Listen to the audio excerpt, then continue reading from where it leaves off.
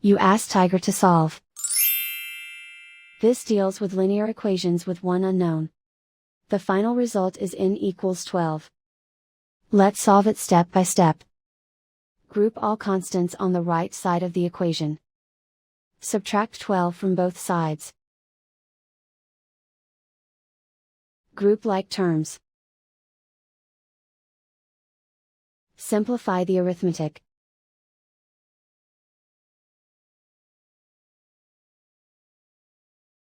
Isolate the n. Divide both sides by -5. Cancel out the negatives.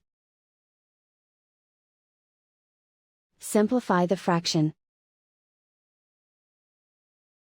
Cancel out the negatives. Find the greatest common factor of the numerator and denominator. Factor out and cancel the greatest common factor. And so the final result is n equals 12.